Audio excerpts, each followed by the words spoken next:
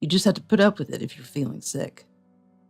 My husband demanded intimacy at night while I was suffering from morning sickness.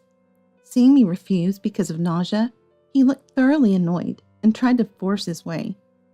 When I asked him to at least use protection, he sighed with frustration and said, If you're pregnant, we don't need protection, right? As a wife, you should fulfill your duties instead of making excuses. My name is Mia, a 27-year-old office worker at a foreign trading company. I married Richard, a colleague from the same company, a year ago. He's a year older at 28, with a handsome, refreshing look, making him very popular among the female staff.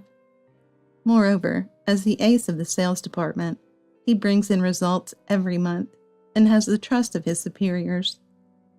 Despite his capabilities, he never brags about his work and remains humble, always ready to help his juniors with their work, making his personality seem perfect.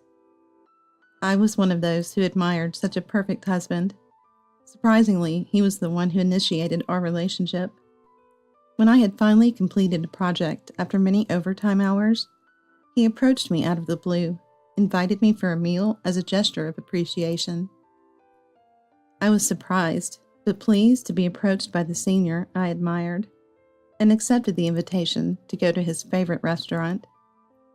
As expected of the ace of the sales department, he had interesting stories to share and was a good listener, making our time together enjoyable and meaningful.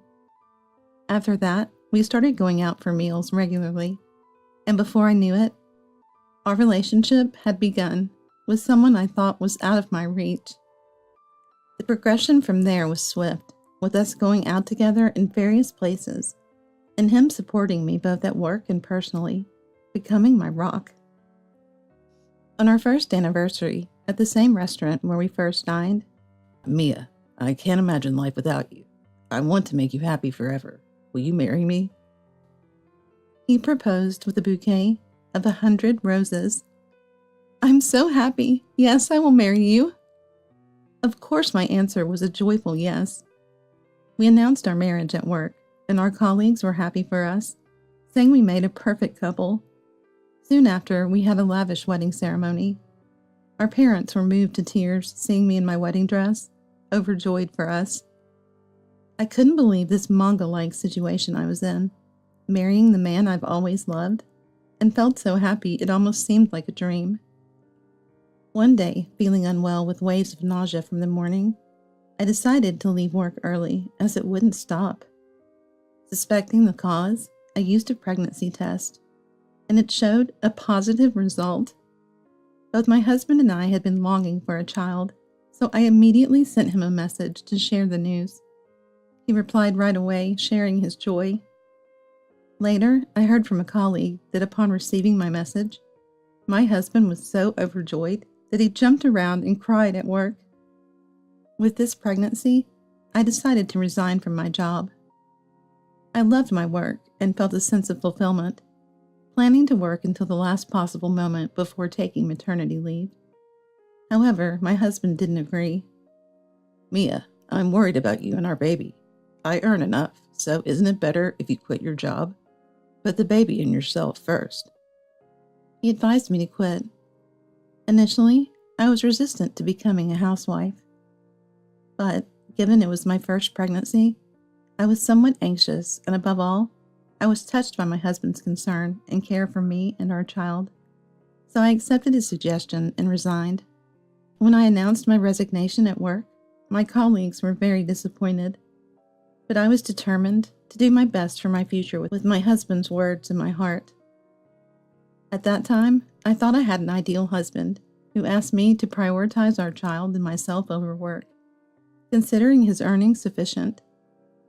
But as soon as I quit my job, his selfish and egocentric true nature began to reveal itself. That day, I was struggling with severe morning sickness from the morning, making it hard even to prepare meals. So I bought some frozen food from the supermarket. When my husband came home, I served the reheated frozen food for dinner, to which he clearly showed his displeasure with a click of his tongue. You can't be serious that this is all we're having for dinner today? I'm sorry, I've been feeling too sick to cook since this morning, so I bought some frozen food from the supermarket. At that moment, my husband slammed his fist on the table and threw the fork he was holding at me. Caught off guard and stunned, I didn't realize what had happened. Your job is to be a housewife. Can't you even do something as simple as cooking? You're really useless. When he yelled at me, with an anger I had never heard before. I'm sorry, please don't be so angry. Shaken by the sight of my husband I had never seen, I hurriedly picked up the fork and apologized, holding back tears. However, he was so upset that he locked himself in his room. This incident started a pattern where my husband would lose his temper and throw tantrums whenever he was dissatisfied with any household task I did or didn't do. Today, he got angry again because I hadn't finished folding the laundry before he came home, kicking furniture around in a rage. As usual, I apologized while crying, and then he said something shocking. You're such a useless woman. Listen, I only married you because I like your face. It's a face I can overlook other faults for. He boldly stated he married me just because he liked my face. There might come a man who earns more than me and goes after you just for your looks. Being a housewife means you don't have to worry about that. And without your own income, you can't easily divorce me, right? Especially when we have a child. Think you can raise a child without a job? Hand over custody to me. Pay child support? Impossible. I was speechless at his audacity in stating the reasons he made me quit my job. I lost all confidence in building a future with a husband who could say such things. Naturally, the thought of divorce came to mind. However, frustrating as it was, thinking of our unborn child, I didn't have the courage to demand a divorce at that moment. Since I wasn't at fault, I wanted to retaliate before divorcing him. With that in mind, despite feeling nauseous from the morning sickness, I started planning my escape from him. Then, on a particularly bad day of morning sickness, when I could do nothing but vomit or lie down, I was lying on the living room sofa. I must have fallen asleep because, before long, my husband came home from work. I hurriedly got up. Welcome home. I fell asleep. I'll start making dinner right away. It's okay today. I already ate with a client. Okay, that's good. Relieved that he wasn't going to be in a bad mood, I lay down again since I was still feeling unwell. After changing out of his suit, my husband approached me lying on the sofa, kissed me, and demanded intimacy. I'm sorry, but I'm feeling too sick today to be in the mood. Can we please wait until another time? I gently refused, citing my morning sickness. When I'm making a move, you're not supposed to refuse. But he immediately turned red with anger and yelled. Knowing arguing would worsen his mood and affect me later, I reluctantly gave in, despite feeling sick. But he attempted to proceed without contraception. When I insisted, please, you have to use protection, he frowned and headed to the bathroom. After kicking things around and making a scene, he returned to the living room quickly. We're out of stock. If we don't have any, can't help it, right? As he aggressively reached for my clothes, I desperately resisted, citing the baby's safety. He threw his bag at my face, clearly annoyed. A wife should at least keep stock of condoms. If you insist on using them, go buy them yourself. Seeing an opportunity, I left for the car, sweating coldly. An hour later, the sound of the front door announced my furious return. How long does it take to buy condoms? You're ridiculously late, you idiot. He yelled in his usual loud voice. But the moment he shouted, his face froze in surprise, turning pale. There stood I and my dad. My dad is a large, tall man, a former wrestler, with a fierce look that could intimidate anyone thinking he's unapproachable, which is why my husband was uneasy around him. The reason my dad was there is that I drove straight to my parents' house seeking help. My parents were surprised but warmly welcomed me back. Feeling their warmth, tears of relief started to flow. Realizing something serious had to happen, they asked me what was going on, and I told them everything. After I finished telling them, my parents were upset, asking why I hadn't told them sooner. Especially Dad, who was shaking with rage at the extent of his anger. With that momentum, he went to my house with me, intending to give my husband a piece of his mind. Dad confronted my husband, saying, "I've heard the story, Richard. It seems you've treated Mia quite poorly. I can't entrust my precious daughter and grandchild to someone like you. Divorce her immediately." His voice was as loud as my husband's. "What do you mean? Coming to my house all of a sudden and demanding a divorce? You've only heard Mia's side, right? Do you have any proof? Don't just blindly believe whatever lies she's telling. You just insulted my daughter as a stupid woman. How can you call it a lie when you made her go out to buy condoms alone while she's suffering from severe morning sickness?" Just as my husband and Dad were about to physically confront each other, I took out my mobile phone from my pocket. If you want other evidence, it's right here. There are videos of you yelling in anger, lashing out at furniture, and pushing me. In fact, as part of gathering evidence of my husband's culpability, I had set up pet cameras around the house. Those cameras captured his actions in detail, serving as evidence. The videos of my husband raging were clearly displayed on my mobile phone. Seeing the videos, my husband turned pale and tried to snatch the phone from me. But Dad quickly stepped between us, glaring at my husband to back off. "I no longer want to be treated and controlled like a housekeeper by Richard. You can choose to either have this video submitted to your company or divorce me and pay compensation." I exploded with all the emotions I had been holding back, demanding a divorce. Reluctantly, my husband agreed, fearing the loss of his reputation and job at the company. After involving lawyers and discussions, he signed the divorce papers, agreeing to compensation and child support. Then, with Dad's help, I packed up and left the house, finally freed from my husband's control. 3 months after the divorce, my morning sickness had eased. But as I was entering the midterm of my pregnancy, working was hardly an option. Without an income, paying rent was difficult, so I moved back with my parents. They warmly welcomed me and eagerly supported me, looking forward to the arrival of their grandchild. I decided not to submit the evidence to his company, completely cutting off all contact with my husband, except for ensuring the child support payments were secured. At a company drinking party, my husband, perhaps due to alcohol, ended up admitting all he had done to me, expecting sympathy, but instead isolating himself as his colleagues withdrew from him. This revelation, coupled with the fact of our divorce, shifted his colleagues' perception of him, affecting his professional standing and chances for promotion. "I'm not in the wrong, am I?" It seems he ended up confessing everything he had done to me. My husband thought his actions were justified and expected everyone to sympathize and agree with him. But contrary to his expectations, his colleagues were taken aback and isolated him.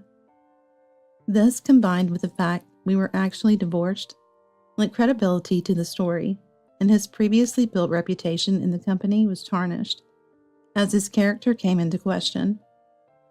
There had been talks of a promotion, and he was expected to excel by his superiors, but that was postponed. Despite trying to pass it off as a drunken joke later, he was not believed, and his workplace environment became uncomfortable, leading to his resignation within a year. The savings and severance pay he'd accumulated from his sales job were wiped out by the compensation, and now, while job hunting, he is desperately trying to make ends meet by working part-time jobs during the day and at night. It seems he is exhausted and struggling to find steady employment.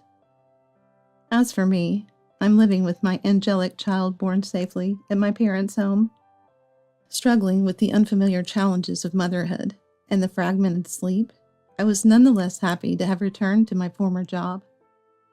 A colleague who had heard about me from my husband contacted me, talked about my current situation, and helped me get my job back. Thanks to this, I managed to return to the workplace I loved. When I thanked my colleague, they said, "As a single mother, you have to raise your child, so let us at least support you in this way." These words were incredibly reassuring. I felt very blessed and was full of gratitude towards my colleagues. My parents also helped take care of the child, assisting me in balancing work and parenting. I vowed never to let anyone dominate me again, to freely pursue both my career and parenting with all my heart, and I've promised to live a happy and fun life with my beloved child. Look, Dad bought me this car. My jubilant sister Madison showed me a photo of a family car that could fit our large family at once. Even if Dad is indulgent towards his grandchildren, it seemed unlikely he could easily afford such a car. Sensing what I was thinking, my sister mentioned it was bought with Dad's retirement fund. Wishing she would just go home if she wanted to boast, she smiled sweetly and said, "Dad's out of money now. He's your responsibility. Take good care of him, will you?" I'm Sophia, a 36-year-old housewife this year, struggling with raising 2 growing children and working part-time. My husband is a gentle man, and we've had a smooth sailing life without major conflicts. I have an older sister, 3 years my senior. Until she married a wealthy man in her 30s, my sister was a career woman. She quit her job reluctantly when she found out she was pregnant with her first child, and had been a housewife ever since, or so I heard a few years ago. My sister and I haven't been very close since childhood. Unlike her bold personality, I was always the quiet and inconspicuous type. On the other hand, my sister was quite assertive, often getting into verbal fights with classmates, and maintained that temperament at home. Our parents always prioritized her, and she took advantage of that. I felt lonely at first, but by the time I was in high school, I had gotten over it. However, our parents divorced around that time, and we were taken in by our economically stable dad. Dad, in his awkward way, took care of the house and us. Since my sister went off to college and rarely came home, it was essentially just Dad and me living together. We had a simple but enjoyable life, sharing many conversations. I moved away for junior college, then met my husband at work and got married. So I never returned to live in the family home where Dad was alone. Years later, I was informed that Dad and my sister's family began living together. After Dad suffered a stroke at work and was rushed to the hospital, fortunately he was treated quickly and had almost no after effects, but living alone was deemed too risky, so my sister proposed they live together. At the time, I was supported by her unexpected gesture, but thinking about their living arrangements, my sister's apartment seemed more comfortable for Dad than our family home, so I decided to rely on them. However, knowing I couldn't just leave everything to them, I started transferring $300 monthly to my sister's account. About 5 years later, Dad suddenly contacted me. It was a regular weekday morning, after I'd sent the kids off to school. "Sophia, sorry for not getting in touch for a while." That's how Dad started, his voice heavy. "Anything unusual recently? Did Madison say anything to you?" Madison is my sister. When I asked why he would ask that, he began, "It's a bit shameful to say, but..." Dad slowly started to tell the story. My sister had 2 children, just like us. Since living together, the kids grew fond of Dad, and he was quite fond of them too. In addition to providing for my sister's family, Dad had been paying for everything from the kids' educational materials and toys to meals out. It was fine when the grandchildren asked directly, but recently, my sister and her husband started using the kids' names to get Dad to buy expensive electronics and even cars. When Dad hesitated due to the frequency of these requests, they suddenly turned cold, ignoring him until he agreed to buy. Then, upon his retirement at 65, my sister showed him a catalog saying, "The kids want Grandpa to join our family trip. We're thinking of driving around, but our current car only fits 4. We were thinking it'd be nice to get this new car, don't you think?" Eventually, Dad ended up signing a contract for the family car my sister pointed out. Between that and the vacation expenses, Dad's retirement savings were rapidly depleting, and my sister treated him as if he was useless without money. Now feeling out of place at home, his only solace was his grandchildren Dad shared. Learning of Dad's mistreatment left me speechless. My sister always had a tendency to dismiss people who were no longer of use to her financially. She had demanded cash gifts for her firstborn's birth and other celebrations, expecting me to reciprocate, but never did the same for my children. Wanting to avoid becoming someone who demands money so blatantly, I chose to distance myself from her instead. Throughout this time, I received one-sided updates from her. I didn't want to become a naughty person like my sister, who didn't hesitate to ask for money. So instead of saying anything to her, I decided to distance myself from her. During that time, I continued to receive unsolicited communications from my sister, including photos of her children smiling, dressed in cute clothes, using beautiful appliances, and enjoying vacations, all seemingly funded by Dad. All those things seemed to have been bought with Dad's money. Back then, I mistakenly thought Dad favored my sister's family over mine, feeling somewhat disappointed. However, after hearing Dad's story, it seems that wasn't necessarily the case. My sister had been using her children to continuously extract money from Dad. Dad himself, watching his account balance decrease day by day, convinced himself it was for his grandchildren's sake, but the endless demand from my sister and her husband left him physically and mentally exhausted. This was exacerbated by the incident with the family car on Dad's retirement day. Prompted by this, Dad considered leaving my sister's house, but then she approached him again, saying, "Dad, about the car you bought us? The payments seem tough with the loan. The kids have education plans, and it's going to be expensive. I don't want to keep burdening you forever, so if you could just take care of the car payment, we won't need living expenses from you anymore. It's not a bad deal, right?" Dad suspected there was more to it, but thought this could be a way out, and used all his retirement money to pay off the car. As expected, my sister's attitude, "Dad, it's become hard to live with you here, so please leave today," changed afterward. Madison mentioned I might bring her over tomorrow, so I called wondering if you knew anything. Of course, I had heard nothing. After hanging up with Dad, expecting a call from my sister, none came that day. However, the next morning, there was an early visit from my sister and Dad. Seeing my face, my sister smirked. "Looks like you've already heard. Then this will be quick," I replied. "I've heard everything from Dad. Does scamming him for money make you happy? Didn't I send Dad his living expenses?" Dad looked surprised, hearing this for the first time. "Don't act so high and mighty over just $300. That's not enough to support an unemployed old man for a month. If you're going to talk like that, you should at least pay $2,000 for caregiving." Despite Dad listening, my sister said whatever she pleased. "Sorry, but my husband feels the same. We're already overwhelmed with 2 kids." "But you've received so much money from Dad, haven't you? Toys for the kids, appliances, vacations?" "We're living together, so that's only natural." "Oh, are you jealous because you didn't receive anything?" "Don't worry. Now you get to take care of Dad." Frustrated with my sister's unwillingness to listen, I was about to retort when Dad interjected. Enough, Sophia. I'm sorry, but could I stay here until I find another place? It will be a lot of trouble, so I will pay $8,000 a month for living expenses. My sister, "What?" and I both exclaimed. After a moment of silence, my sister burst into laughter. "What's that?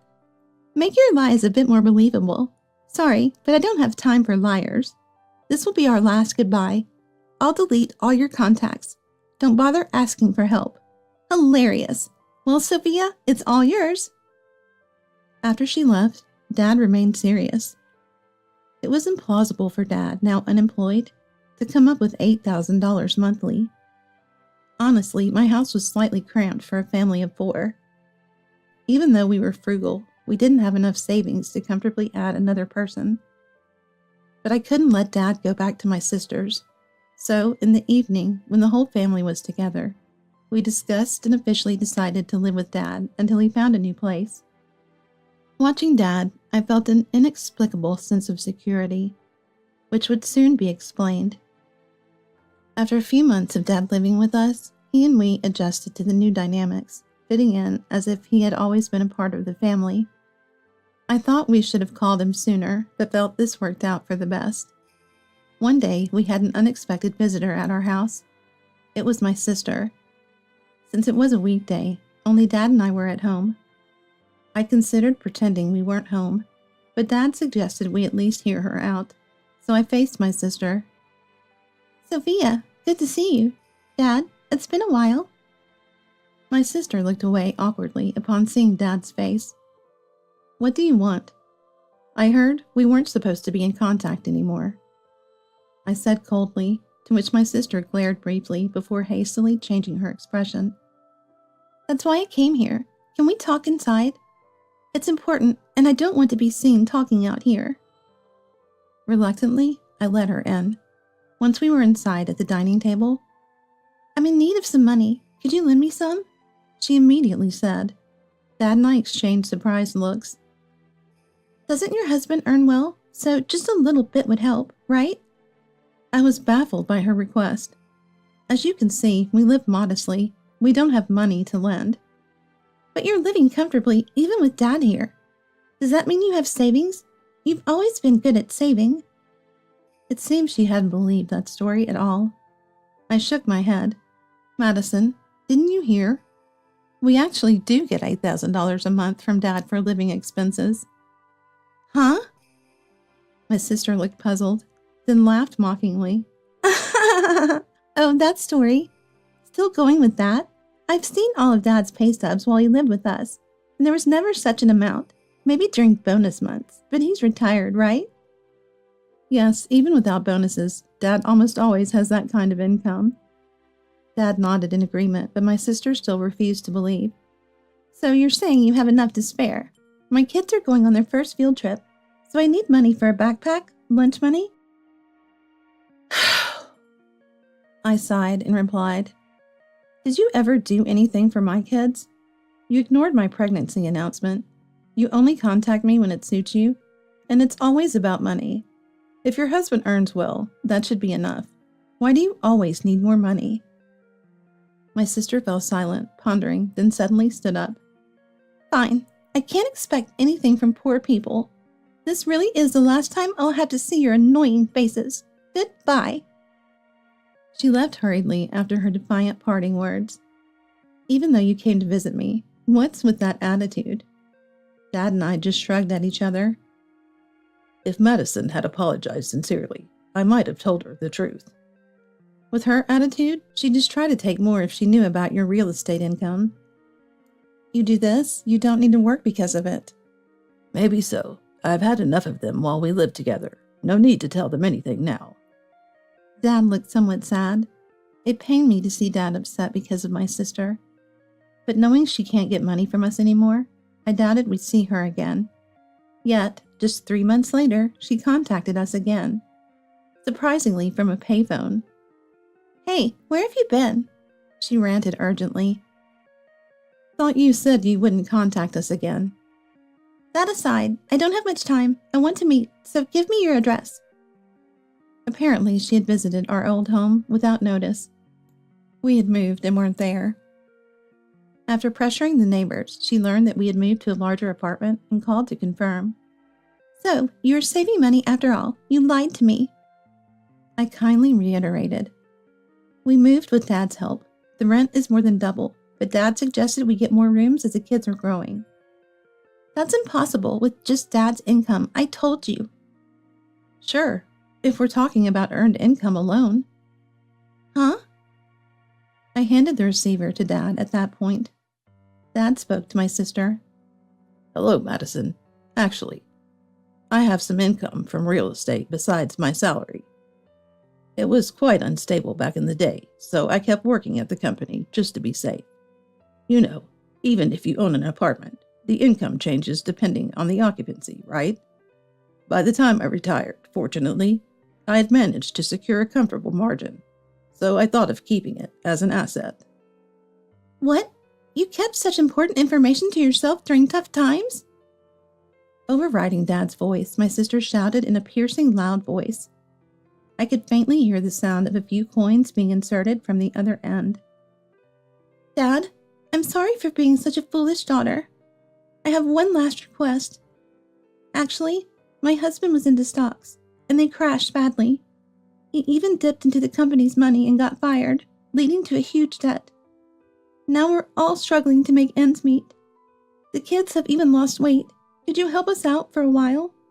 I've always wanted to be with you since then, but various circumstances made it hard for me too. I'm sorry, but I won't be returning there. I'll talk to our relatives, so it's best if they take care of the grandchildren. I have no intention of doing anything for you guys anymore. Dad firmly cut off my pleading sister. Consider the car I bought for you previously as your severance pay. If you try to contact us in any way, I might even consult the police, depending on the situation. Though I couldn't hear her, I could imagine my sister trembling in despair. After Dad hung up, we changed our contact information and went into a state of estrangement with them. Months passed, and every year-end and New Year's, we spent at the main family home of Dad's side. This time, Aunt Isabella, Dad's sister, brought along my sister's children. The two children, meeting us after a long time, were expressive and adorable, clearly being well taken care of by my sister. She seems to exchange letters with my sister occasionally and told us about her recent situation. Since then, my sister tried to find where we were but couldn't find any clues. She must have really wanted to get Dad back. It was a good thing we only told a few people about our new address.